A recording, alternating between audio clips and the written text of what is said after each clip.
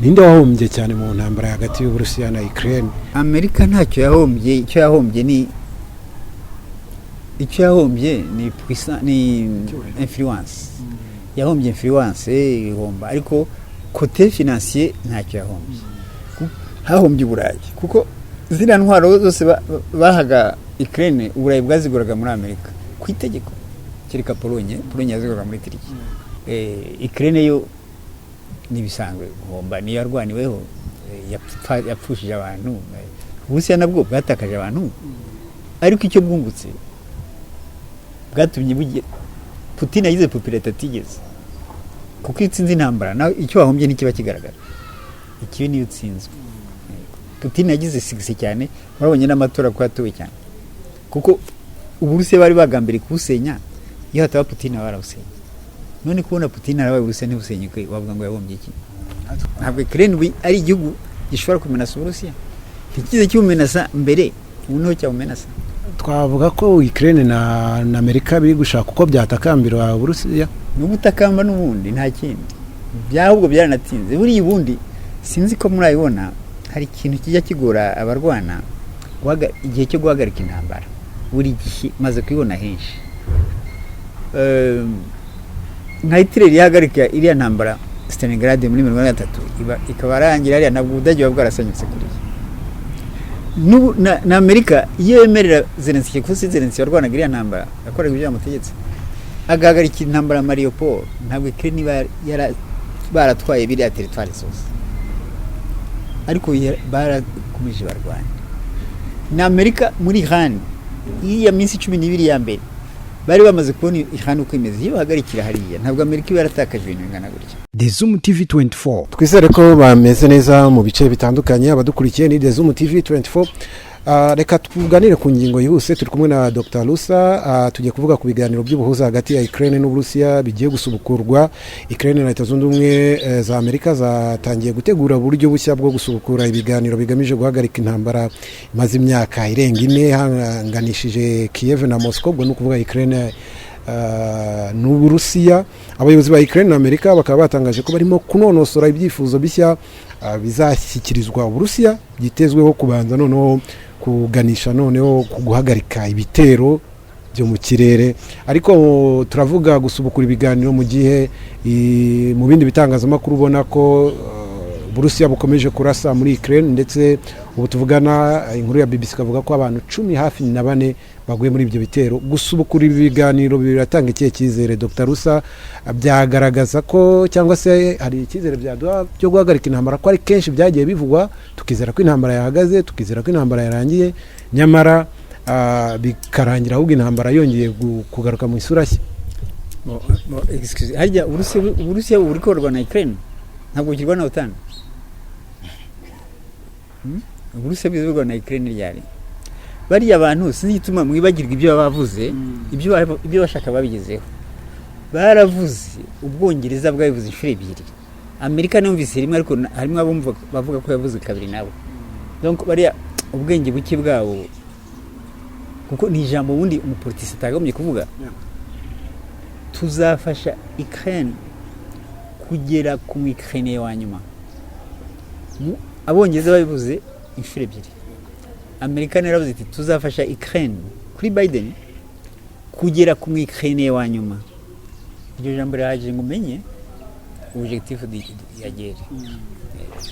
Ukraine bamubabaye, icyo bashakaga si sugusuba mu Ukraine, icyo bashaka si Ukraine basova, icyo bashakaga nuko kinesha Uburusiya no gukenesha Uburayi. Babigezeho Uburayi barabukenesheje, ntabwo babigezeho ku Burusiya. Iriya ntambara ntabwo Ukraine yabaye nka, urabona Ukraine ni pivot géopolitique. Sinzi niba wumva icyo bita pivot géopolitique. Ni igihugu kiba giprashije ahantu heza, ariko kandi kirina gishobora kujya ku ruhande rumwe cyangwa urundi. Nububa kidafashe cyane, ushobora kujyana ku ruhande rumwe cyangwa urundi. Bo rero bari bazi ko bashobora gufata Ukraine bakayijyana ku ruhande rwa Occident. Iriya ntambara nicyo yarigamije, kuko urabyinze bavuga ati Ukraine ije muri OTAN, ije muri Union Européenne. Noneho Occident amerika ko adversaire kuva kera wayo ni uburusiya bashyire intwaro zose zishoboka mu marembo y'uburusiya. ibyo uko babipanze siko byagenze. ni ukuvuga ikiro ntabwo bagifite Kissinger, ntibagifite Brzezinski, barapfuye. bafite Richard Nivyu ufite ubwenge nk'ubw'umwana, niwe wababwiye ati ni provoka Putin agatera Uburusiya tuzamufatira derije mwuzuye ibihano mu mezi 3 gusa azaba abe ku butegetsi, ntitwamutera ko ni puissance nucléaire mu mezi 3 gusa.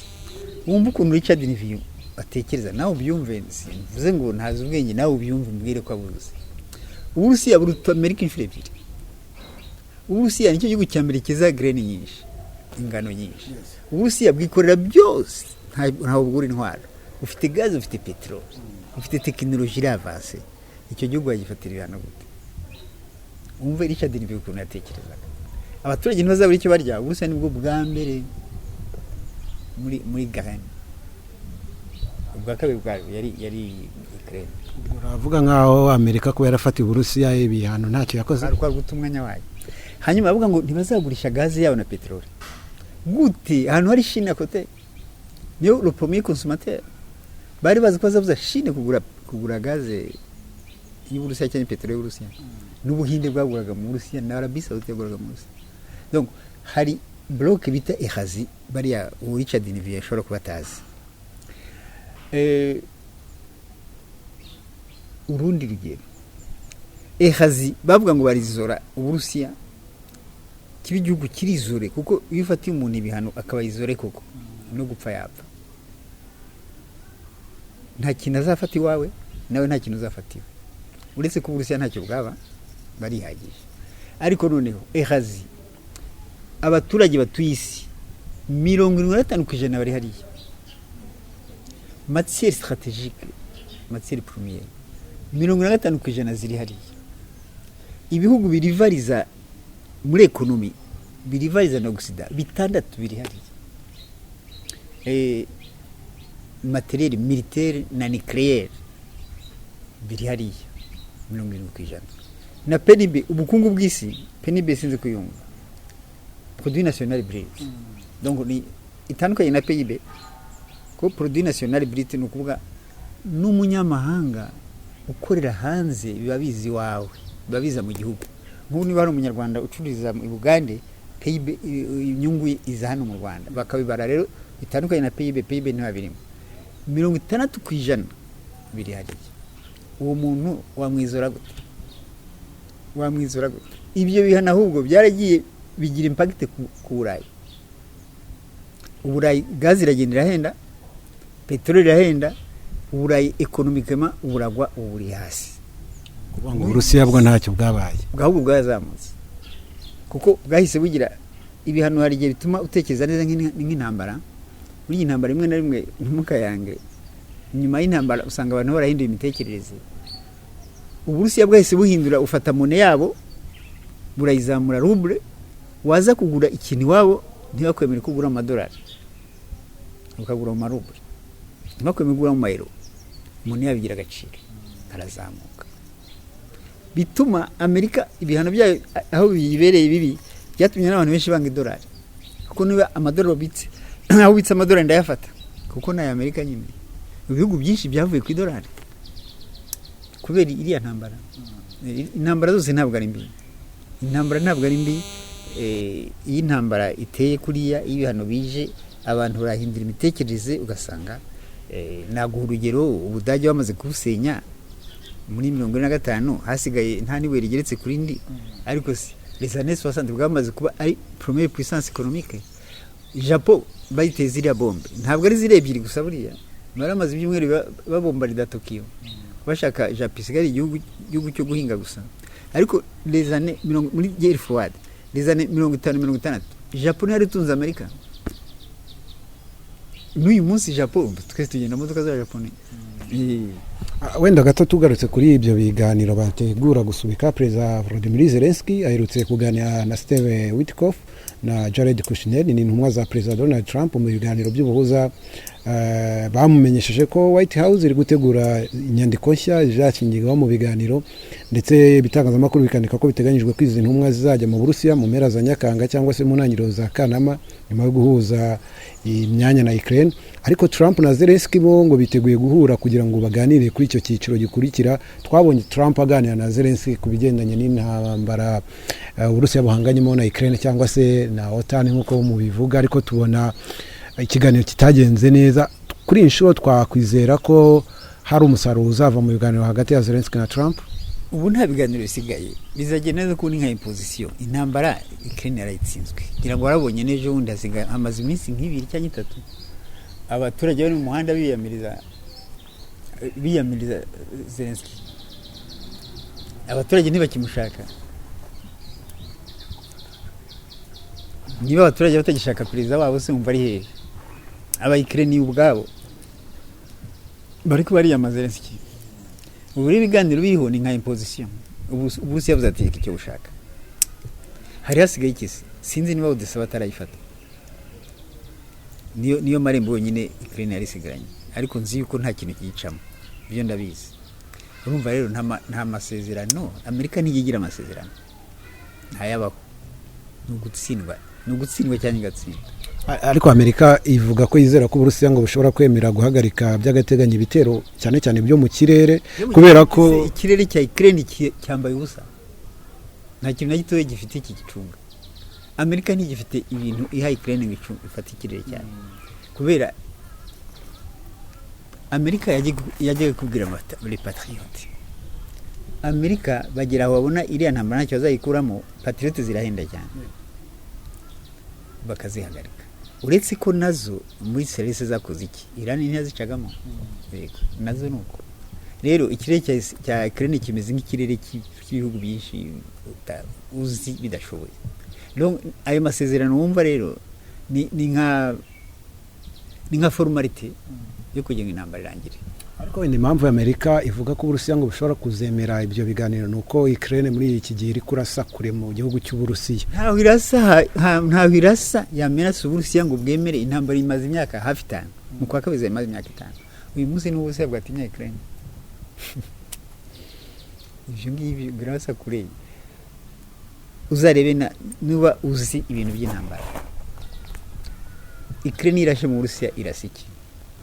Ariko ntuzarebe Uburusiya barashe muri Ukraine. Ureba ubikurikira urebe nukume gusa ngo barashe. Uzakurikira urebe Ukraine yarashe mu Burusiya. Urebe ibyo yarashe. Urebe na replique cyo bita gusubizanya. Urebe ibyo Uburusiya burakora. C'est vrai Uburusiya bushobora kwitonda kuko objectif z'intambara zazigezeho zose. Uburusiya ufite Donbass. Icyo bushigaje ngira ni Odessa. Nta kindi. Muvugizi icyo gihe nawe ufite Odessa, Ukraine ntawe izabisigaye. Donc Ukraine iza Uburusiya. Odessa nicyo cyambu cyo nyine Ukraine yari isigaranye. Idafite Odessa izabifite iki? Yari ifite ibyambu kuri Crimea, ariko Crimea ni Uburusiya. Ibyo Crimea ni Uburusiya yo buriya ni ntambara sinzi cyatumye Crimea isubira ku Burusiya bakarakara. Crimea ni Uburusiya kuva mu 1770. Hanyuma andi maporo yari kuri Mariupol nk'atatu bari basigaranye Odessa ubu. None Odessa ntacyo bashobora kwicishamo. Aya masezerano ukubura uko bagira. Ntabwo rero Uburusiya uyu munsi bwakwikanga ngo ujye kugira amasezerano kubera menace, no. Ntabwo Ukraine ari igihugu gishobora kumenasa Uburusiya.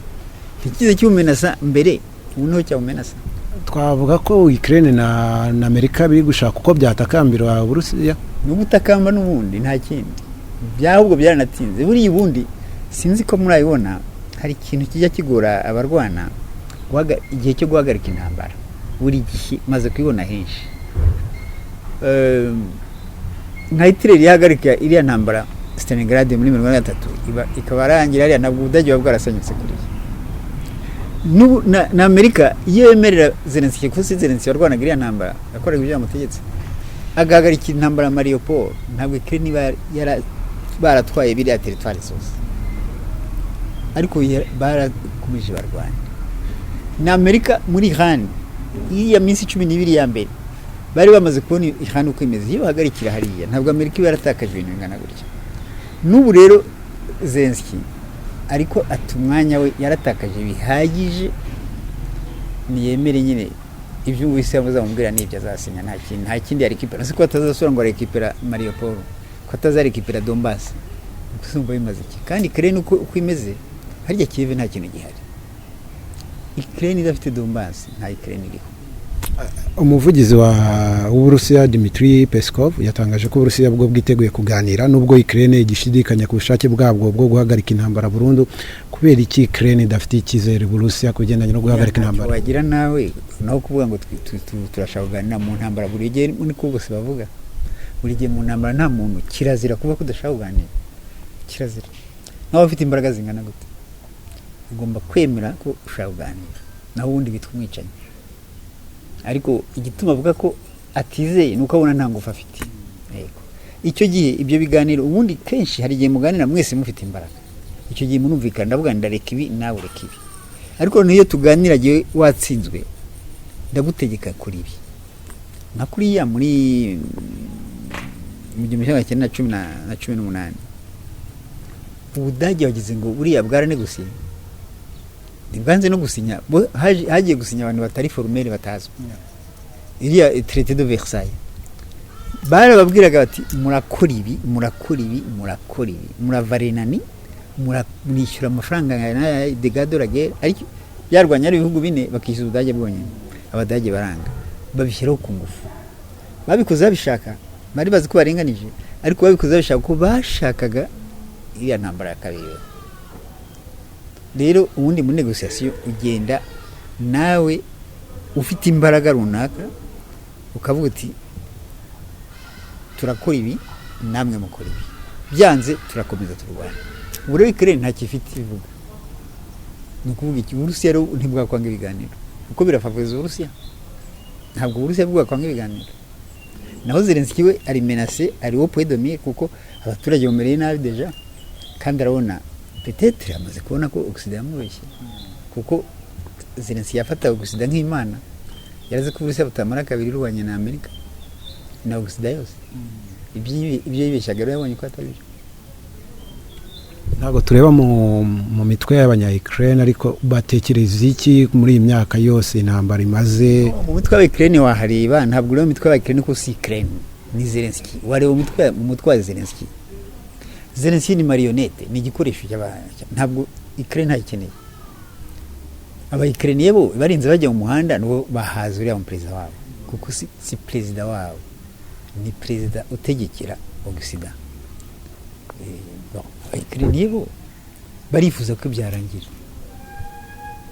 iriga Uburusiya na Ukraine kubitandukanya biragoye ariko buriya ntambara nuko peut-être navuye uriya mu géopoliticien wanditse le grand échiquier Brzezinski yari yabwiye ati uzasomera le grand échiquier ati Putin tumwambuye Ukraine ntabwo ya puissance internationale ya puissance régionale niyo sheke bagize ko nashaka kumwambura Brzezinski shobora kumwumva rimwe na rimwe sinamwumve kuko yangaga Uburusiya kuko nta gitangaza kirimo n'umupolone nta mupolone ro wakunda Uburusiya nk'ibishobora mwese muze pacte germano soviétique na utayizi Hitler na Stalin bagabana Polonye na Polonye nta mupolone ro wakunda ibyo ni bisanzwe na Papa Jean Paul II yashyize imbaraga nyinshi mu gusenya Uburusiya yari umupolone nawe ni bisanzwe umupolone yanze mu Rusiya ni bisanzwe ahubwo si mbona ikituma atanga umudage kuko bafatanije na Hitler mugabana Polonye kuko Polonye ni igihugu kivutse vuba cyavutse mu 1914 niho cyavutse afe ariko kuvuka undi cyabayeho kera ariko mu 1845 gifata kijya muri Empire Austro-Hongrois hanyuma intambara irangiye muri 2014 Empire Austro-Hongrois isenyutse nuko Polonye yavutse donc imaze imyaka 123 itabaho ubu rero niyo yari ikibaho urumva rero igihugu iki kibaho bakagisatura bakakigabana, uri umunasiyonari, uri umunasiyonaliste, ntabwo byagushimisha. Urumva rero Brezil ikikwanga Uburusiya ngo comprendre bien. hanyuma dusoza, ninde ufite urufunguzo rwo kurangiza intambara hagati ya Ukraine iriya si intambara, iriya yarangiye, sinzi icyo mushaka, iriya yarangiye kandi Dieu merci ko yabayeho, byari bikenewe.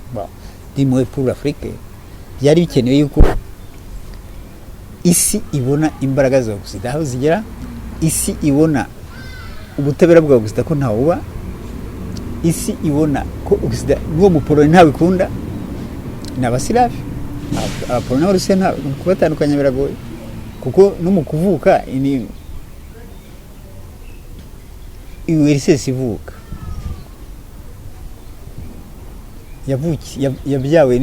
yavutse muri Decembre 1922, le 30 Decembre, iremwe na Staline. Byari ibihugu bine, yari Polonye n'Uburusiya na Transcosie na Belarus. Ibyo bihugu biragoye kubitandukanya n'Uburusiya, biragoye. mu kiganiro wenda gita reka tunakirarikira abantu tuzareba, ndifuza ko tuzasesengurira hamwe mu by'ukuri n'ubwihugu byose mu ntambara bihomba, ariko ninde wahombye cyane mu ntambara hagati y'Uburusiya na Ukraine?